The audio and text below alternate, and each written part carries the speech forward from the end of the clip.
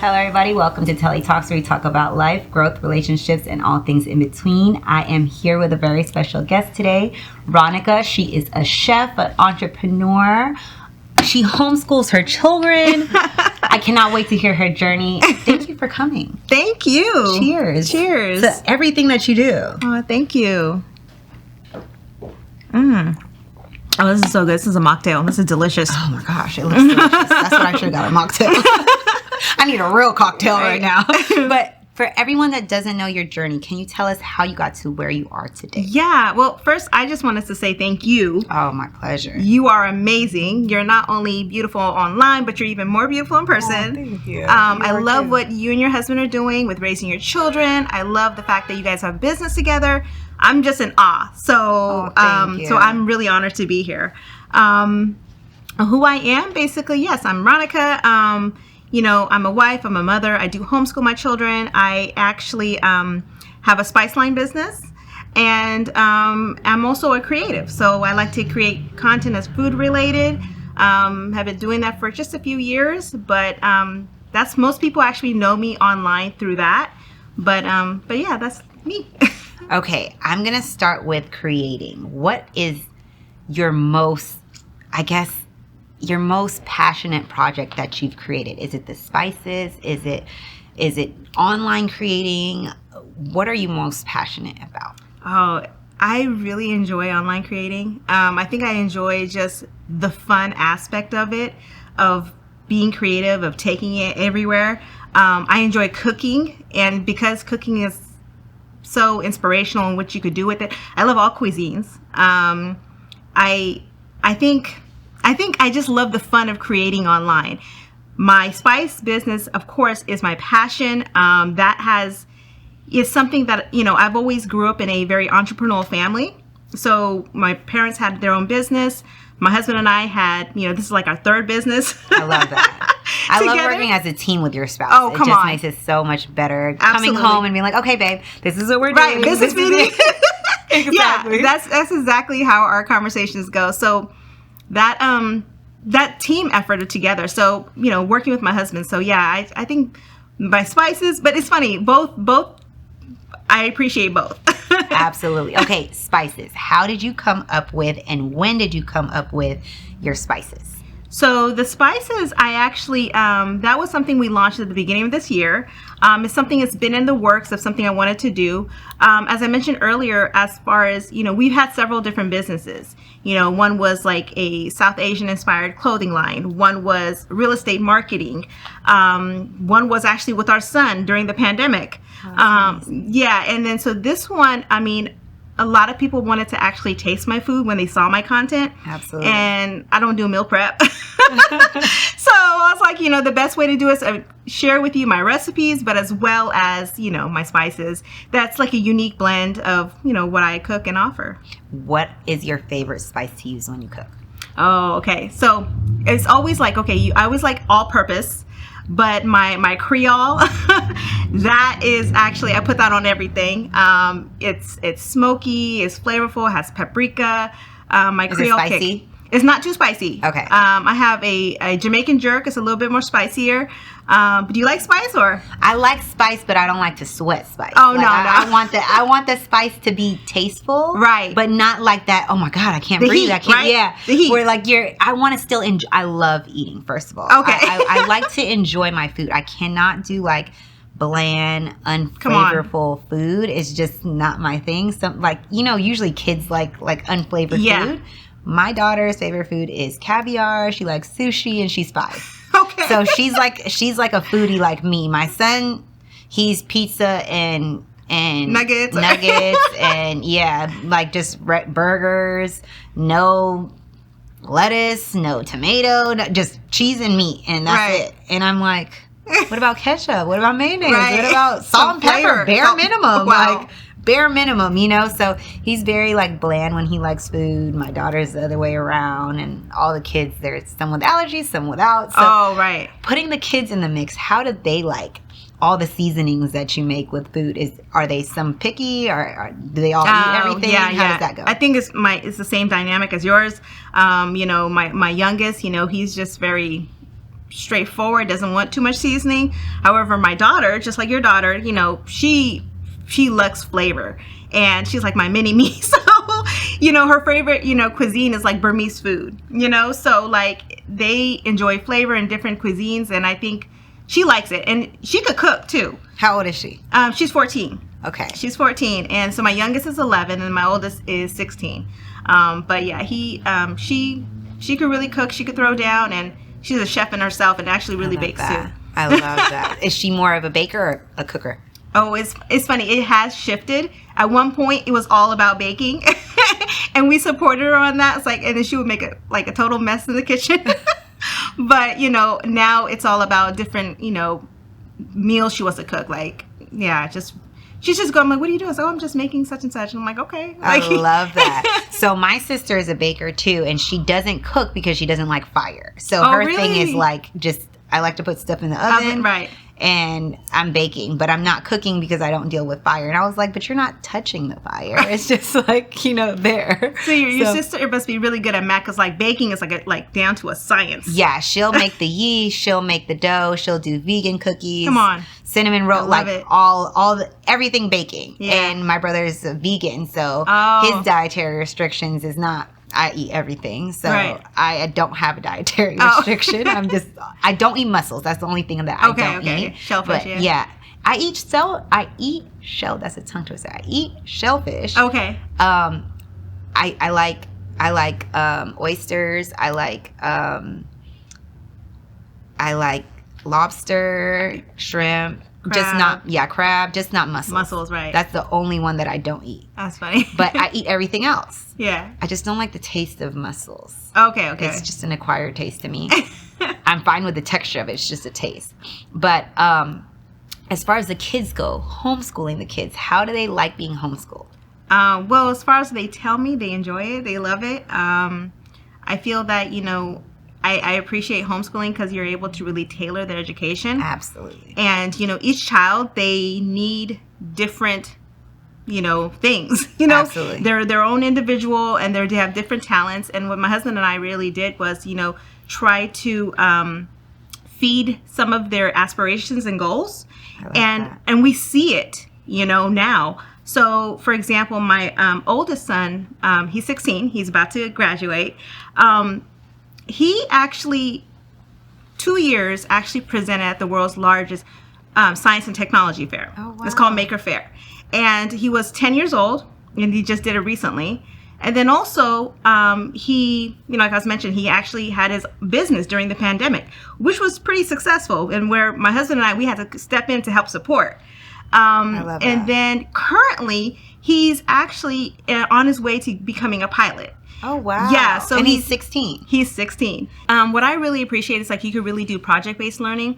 And that's something I learned over time when, you know, learning homeschooling, is that you would give him actual projects. So, for example, he wanted a 3D printer. Mm-hmm. He's 10 years old. And I'm like, okay, what you're going to do is you're going to raise the money for that. And the way you're going to do it is you're going to make yourself a GoFundMe page. You're going to write everything up, create a video, reach out to your aunties and uncles, and make it happen. Right. So, like, it's more than just like the English, the math, the video, like, you know what I mean? There's so much learning going on. So we would always give them certain projects to work on, and it has helped them greatly. And I really also feel that they're not keeping them idle. Right. Absolutely. You know, so they're always engaged in something, because, you know, when they're always engaged, they feel accomplished. And with accomplishment, you know, it feeds and boosts up their confidence. Absolutely. And it's important for us to, you know, make little human beings that will make a difference in the world. Absolutely. Especially nowadays with what's going on in public school, that they're teaching in public school. That's, you know, my daughter, it's her first year going into private school. Wow. And we were homeschooling her as well, too. So, and we had, between me and my nanny, which my nanny is, she's Hispanic, so she teaches her, I don't like her to speak any English because she's going to learn English from us. Yeah. And she teaches her Spanish. I love it. My daughter speaks Spanish and doesn't want to teach me Spanish, so she's like, no, it's not for you to learn. Oh my goodness. So we taught her the basics, obviously the ABCs, the 1, 2, 3s, the colors, the shapes, phonics, all of that stuff. I love but that. I also found out it was hard for her to keep focus for long periods of time. So that is my question to you. How do you keep them focused for long periods of stretches when they're at home 24/7? No, we do breaks. So each individual, again, they're all different. My son, he could get it, he could focus, he could put the time in. Right. My youngest, no, he's all over the place. And I also felt like if he was in a public school environment, they would probably like write him off. Or like, he'd be like, but you know, he needs constant breaks and be able to reset. And sometimes when we are doing something that's so like takes so much mental work, right, I'll give him a break with playing educational games, doing music, you know, I mean, if he's using the iPad, maybe creating or building something. So we have to take constant breaks, and it's not just one time. And our learning is not like only this period to that period. You know, right. It's throughout. You know? Absolutely. So, I'm the same way. Like I tried. All right, 10 minutes on the iPad, and exactly. Again, you're right. It has to be educational. It can't be mess. Like no, I don't know what mess they watch on the iPad. Right. It has to be monitored, breaks. Seriously. And even with like going out to the park, it's just like, oh, how many I don't even know what those things are, like the tic-tac-toe. Oh, like yeah. How many placements are there? Right. You know, or like, can you make an X this way? What is this way called? Is that diagonal? Is it, you know, so like learning breaks like that to where you're like, okay, how many steps does it take to get to the park? Yeah. How far can you count to? Or what number can you count to? So just like things like that. And then when she went to school, we didn't put her in preschool. We put her straight in kindergarten. And, you know, with just the advancements of what we taught her previous, she's already learning how to read. That's right. Now she's taking Spanish, and she's 5 years old, but she's taking Spanish, and she has she has a high school schedule at 5 years old. So it's just intense. And then she cooks. It's her after school activity. So she loves to cook and tell me her recipes when she's done. So she's made chicken Alfredo. She's made. See, that's amazing. She loves cooking. So she has the choices that she has for her after school programs is cooking, cheerleading, chess, Spanish, academics, basketball, soccer. Wow. I can't remember the other one. And she picks cooking for you could do all 5 days different things. Yeah. She could cooking, and then one day cheerleading, and one day arts and crafts. And I love it. So her. Like she's like wanting to cheer, and she's very loud and very talkative, and she loves to cook, and she can eat. And this is your 5-year-old? My 5-year-old. Oh my God. Yeah, her schedule is intense. Wow, that's serious. So by the time we leave the house at 7:00 in the morning, and then she gets home about 5:30. Wow. So she's gone all day. By the time she's in the car, she's like conked. She's knocked out, snoring in the car. No, she's being built for something. That's amazing. Yeah, she's a trooper. I love that. She definitely is. Yeah. So as far as your kids go, you think your son is going to go towards like the science technology route? Yes. What about your daughter?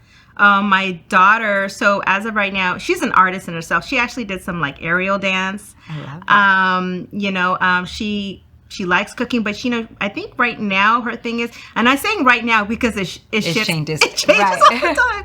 But as of right now, I think writing is her thing. Oh wow! So we talked about writing, and actually we spoke about that. Like you want to, it's like it'd be nice to get a book. I was like, yeah, you could write a book. Yeah, let's make that happen. What do we need to do? And we would just work on projects like that. So I think writing is it, but it may change. But whatever it is, we just try to feed it. Absolutely. Do you guys want more kids? We talked about it. Initially we said we want 4, and then I was like, okay, like it gets busy. Trust me, I know. It gets busy, so like we're still open to it. We also talked about adopting, because there's a lot of children out there that we feel like need good homes. We talked about that as well, too. Adopting and surrogacy. Yes. My last pregnancy was 26 hours of labor, and I was like, wow, I need a break. Wow. Yeah. So it's hard. It is hard. It's that aspect, and taking care and raising them, and just going through the whole phase again, right? Yes. And they need time. Like we're both busy individuals, so they need, I feel like children, it's not fair to have children if you can't spend time with 100. them, especially when they're babies and, I agree. at that young age when they're sponges and soak everything up. They need that. Absolutely. The love and attention. It's funny that you're talking about sponges and soak everything up.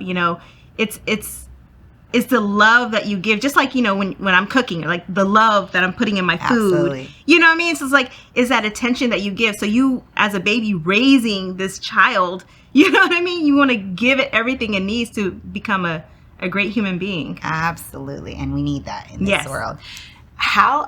As a mother, as a mother that has her children at home, how do you feel like the outside community or society impacts what your home teaching is? So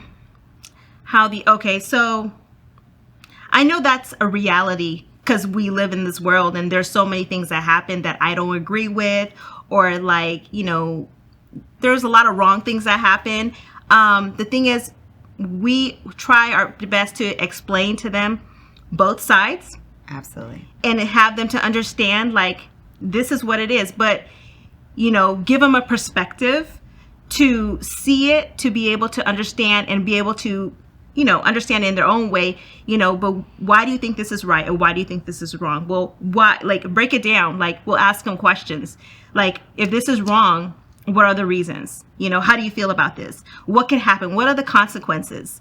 So we'll constantly put questions out there, but we'll just we have to show it because it's gonna come up. Right. So you have to show it and be able to, like, say, well, if you had A and B, which one do you want to choose? Right. Clean glass or dirty glass? And and you just make the clean glass really what it needs to be. Our faith is really important to us, so that is a strong sense of what the standard we work off of, and I think that has helped our household to be able to see things from, like, okay, God's perspective. Like, how is that going to be done? Absolutely. Yeah. I have a funny story with Faith. I remember Deontay was coming home from training one day, and he was just like, my body aches, and I sacrifice for you guys, for our family. And KK just so happened, our youngest, just so happened to be passing by. And he was like, what do you sacrifice, KK? And then she's like, nothing. And he was like, why don't you have to sacrifice anything? She's like, because God did. So, I love and we couldn't even, like, do anything but just, like, awe, and then, like, laugh, because, like, her response was like, I don't have to sacrifice. That's God right. sacrificed Come for us. on. So we just was like, oh my God, we're glad that is instilled in her. And she comes home singing Christian songs. That's and right. I love it. I love it. That's beautiful. I love that, she's so into the Lord, and she tells everyone else, like, do you guys pray? Like, I love it. So it's a beautiful thing to see. That's and beautiful. I would rather in a million years have her learn that than whatever the other stuff that's out there. Yeah. You have to protect it. I mean, your daughters, your sons, you have to be able to protect them. But that is beautiful. It was such a funny, because he was just, like, complaining about, like, how sore he is and how much he had to sacrifice. Right. And, and she was just like, well, I don't have to sacrifice anything because God sacrificed. That's when you know she's confident in her faith. Like, no, he got me. Yes. Like, it was, and I just had to laugh about it because I was like, well, you can't get mad because she's right. Yeah, it's like, okay. Yeah, so it was just like that, and it was just so funny, and it was just like, like, she's a believer, and I love that for her, and I love that for us. So. Yeah. And it's just like, for me, it's nerve-wracking to watch these kids grow and know that, like, your home teaching, because I believe everything starts in the home. Your morals, your standards, how you raise your children, and what they be in the future. It's just that outside influence. You hope and pray that it doesn't take over your children. Right. And that's just the hard part of reality of. They're going to see it, like you said, and how do you go about that? How do you handle that? And you just hope that your kids come back and talk to you. Yeah, and I think what you're doing there is, like, you're planting seeds very early on, and, like, when you hear those moments, like, she's like, oh no, God got me, and it's like, he sacrificed for me. You feel good as a parent. Good is working. Right. Like, what I've actually instilled in her, like, I feel it germinating in her. Absolutely. And you just, like, have to constantly just be, I mean, they're their own individuals, and they're going to become somebody, but you're like, as their parent, their guidance, we try to, like, instill and drop beautiful seeds that they'll become something and help them, you know? So does your son want to go to college? Yeah, so right now, it's funny, we conversated about college because he's very entrepreneurial and like he's like a business. Tech-wise, he does coding. Like I'm downplaying him, but he's like doing things like, becoming a pilot. So there's so many things that he wants. He wants to really keep his options open. He applied to a few colleges.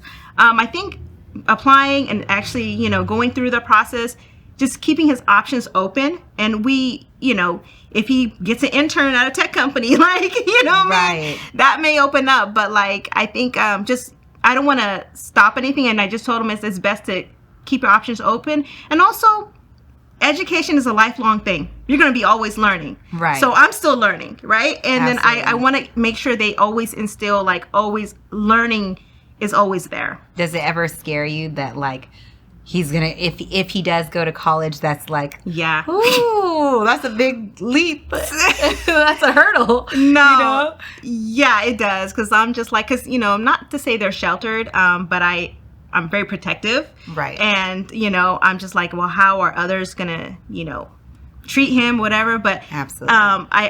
We try to balance it out. So we do have them in martial arts. We did do Brazilian. Our whole family actually does. We do Brazilian jiu-jitsu. Oh, that's amazing. Yeah. So I think doing those things, like, it kind of builds your confidence in yourself, not as a power move, but just like, if something goes wrong, you know how to handle yourself. But also there's a lot of principles in there as well. Agreed. So, yeah, I am afraid, but I'm like, I do have to like let that go and just like, okay, you got to go off in the world. Yeah. No, it was the same for my daughter. Even when she started school, I was like, go talk to them. She's just standing there like looking at the kids like, who's going to come talk to me? Yeah. I'm nice. Exactly. So it was kind of that like, okay, KK, she wants to talk to you. Like, this is my daughter, KK. And she's like, hi. And now she's like, Mom, I have 19 friends at school. Oh, my God. So it didn't take long. Yeah. So it was just like, certain things that I kind of worry about as a mother. Naturally, we're lionists when it comes to our children. So naturally, you're going to worry. And it's just a habit, a nature habit. It's just, it's in us to nurture. So that was kind of my worry. Like, what about outside influence to these kids, and what would they think outside of our teaching? Like, and I know my kids will be like, well, my mama told me this. Right. My daddy said this. Yeah, absolutely. So she's very good about that. And, I talk to her teacher all the time. So I know exactly what's going on. And I'm very kind of like, nitpicking at what she's doing and how is she acting in class, and now that she's making friends, is she talking more? Right. Just the things that you're used to at home that you kind of don't have to be like, all right now, focus. So at home it's a little bit different than it is in school. Absolutely. So she's the type of person that when she does something, she wants the acknowledgement of, hey, I did it, I'm done, what do I do next? Right. And she's like, hey, come see that I did it right. Yes. On everything. So it's like every time she has something right, it's like, so now she's working on raising her hand. I love that. And she's like, without trying to talk. So she's just like trying to get that like, reassurance of, hey, I'm doing it. I love that. She's that's what we're working on now. I love that you're helping her to develop her own voice, to be able to like, no, like, I want to raise my hand, I want to speak up, I want to say something. Or even when you're like saying that, oh, there's a friend, introduce yourself, speak up, like, it's okay. So that's wonderful. And when she has a voice, it's very prominent. So it's more so just like socializing in larger environments, because when we bring them to school, it's like all the kids are just sprawled out in the the playground area before they go line up for class. So she's just like, oh my God, there's a lot going on here. It's like, so yeah, so it's not her typical brothers and sisters or like a few friends in certain classes. It's like just 50 kids, and she's like, okay, what do I do, where do I go, who do I talk to? So it was kind of a surprise in the beginning. Now she's like, all right, bye, Mom, have a good day. And I'm like, my baby's not a baby anymore. So Dee's like, more babies. She's 5, right? I heard, right? He wants 12? Yeah, he wants 12. And I'm like, the kitchen is closed for now. So So we're compromising, you know, with that situation, and we're trying to figure out if we're gonna go the adoption route, the surrogacy route, the me route. Right. So we're still on that compromise with that. Yeah, that section of us. It's funny because like it's you have to plan that out. Right. You know, we're bringing another child in. What's being planned out? How are we going to handle this? And his compromise is not like we've talked about 10. We've talked about 2 more. We've talked about. It just leaped from, at first it was like, oh, we have 7, and it's like, okay, you know, no more kids, and then boom, there's 8. Wow. And then I don't know what happened to 9, 10, 11. It just went straight to 12. And I'm like, what is this fixation? Like, that feels like a good number. Yeah, at first he was like, oh, I want an even number. I'm like, we're at an even number. Right. 10 is an even number too. So, 8 is an even number? Yeah. So I don't know. That's funny. So he just has this thing with 12. So we're working on that. So for everyone that comes on, we play this game of Would You Rather. This one's Pick Your Poison. I'm going to play with you too, so you're not in the hot seat. Okay. And we're going to so you're going to pick 2 cards and read both cards in a pair. So would you do what's on this card or what's on this card? Okay. Rules of the game. You can't remix the question, and you have to pick one, but you can give your explanation. Okay. And am I thinking 2 more? Yes, so 6 cards. Okay. All right. I'm kind of nervous. This is a good one for you. Okay. This is a great pair, surprisingly, for you. Okay. You do content on the internet and you make food. So, would you rather eat only baby food for the rest of your life or never have internet access again? Oh, definitely eat baby food. Puree for the rest of your life. I know. I mean, I'm sorry. I mean, as much as I love food, but internet access, like we're in a world. Yes. That's like, you need to have internet. There's actually this new movie on Netflix that I was trying to get the understanding and like logistics of it. Uh-huh. It's with Julia Roberts. I can't remember what it's called. Have you watched it, Mac? It's a movie that Julia Roberts pretty much goes on vacation. She books this Airbnb online and everything just shuts down. There's no TV, there's no phone, there's no GPS, there's no electricity. Everything just shuts down. So it's like a cyber war. Oh, wow. And no one knows what to do. The Teslas are running on their own. It's insane. It's literally insane. Like, imagine if something someone was to take over. You get put the back. cyber system. Yeah. And insane. Do I get to ask? Yes. Okay. So would you rather answer every call from a telemarketer and engage in conversation with them until they hang up, or give everyone in the room 10 minutes to look through everything in your bedroom? I have very bad OCD. So if they give everyone 10 minutes to look in my bedroom? Yes. Or have a telemarketer, I can't. I use my phone way too much, and I would be like, if the telemarketer called me, I'm like, I can't. I gotta go. I got things to do.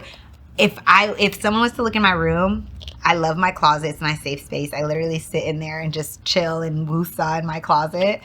I would love to go in my closet and just look at all my clothes and the stuff I have in my closet. I would personally have everyone come in my room. I don't know if Deontay would want that, because he's like, this is our personal private space. That's funny. And his closet doesn't look as good as my closet. Right. But, he might not want it, but I would prefer it over the telemarketer. Okay. For sure. That's funny. For sure. Okay. Would you rather go on stage in 5 minutes as the lead act for a stand-up comedy show with 50,000 people in the audience, or wear a monocle at all times? What's a monocle? I think those glasses. Okay. I think I would just go ahead and be on stage for 50,000. I'll take up the challenge. I wouldn't have no problem with that. I would try to prepare myself. Right. Absolutely. Try to prepare, but I don't know about wearing monocle. That's from Monopoly. Oh, the guy that has yeah. No, no. And how do you hold it in your eye? Like, do you have to like, you know what I mean? Hold the thing in your eye? Yeah, no. Yeah. That's not gonna work. Yeah, I'm doing the comedy show for sure. Yeah. 5 minutes isn't that long. No, it's not. No. And if you boo me, okay, I wasn't funny. Yeah, but for the rest of your life? yeah, no. It's on you. That's funny. Okay, so would you rather run barefoot across a football field covered in Lego pieces? Ouch. Or be unable to understand sarcasm? I'm doing the football field. I think to not understand sarcasm is to me would kind of be like, well, what are you like? I wouldn't want to ask you, and then you're being sarcastic, and I'm like trying to figure out if you're being serious or not. And then you just like an ongoing conversation, and they're probably looking at you like you're not too intelligent. You're not getting it. Yeah. That actually is funny. It reminds me of the one movie from Guardians of the Galaxy. There's this one character where she was like kind of like an alien, and she didn't understand sarcasm, and she wouldn't get it, and she's like, you have to explain what's happening. She's like, oh, I get it, okay, it's a joke. Yeah. I wouldn't want to be the joke of the joke. Right. No, exactly. Okay, last but not least, would you rather never be able to drink plain water again, or wear shoes that are 2 sizes too small? Oh my God, that's hard. I'm big on water. Like, I love water. Gallon water with me every day. Oh my God, that is hard. Wait, no water at all? Never be able to drink water again, or wear shoes that are 2 sizes too small. Okay, well, I'm thinking about the shoes. Over time, my feet will deform and hurt. And I don't know. But when I think about water, if I can't have water, can I have sparkling? I don't have sparkling water. There's coconut water. I mean, there's coconut water. It did say plain water. Plain water. So plain water. So there's coconut water. There's sparkling water. That is a very hard one. But I would probably skip the plain water, which I feel bad about. But you're taking the shoes. No. Oh, you're taking the be able to have water? Plain water. Plain water. Because you can have sparkling. I can have sparkling, and I can have coconut water, which I'm big on. That is true. But I don't want to deform my feet. Yeah, agreed. Yeah, the water one would be hard for me too. Like, I literally carry water in my car. Seriously. I have water by my bedside. Right. I wake up and drink water. I have to have water. Yeah. I don't drink sodas. I'm very big on water, so that would be hard for me. And I don't mind wearing half a size smaller. Yes. But two whole sizes is just insane. Yeah, I really feel that really deform your feet and may have problems. Yes. Walking. Yeah. Right? You remember the girls in China where they used to wear the smallest corset? Yeah, and exactly. They used to make their feet tiny like this. Exactly. It would be scrunched up. And that's what came to mind. Like, yeah, exactly. And I know it was seen as beauty, but that is really hard with water. Yeah. I'm with you on that. I love water. As I'm drinking water now. Right. So lastly, all right. Would you rather have the police release a sketch of a murder suspect that looks exactly like you? Jeez. Or have high school yearbook photo become a meme?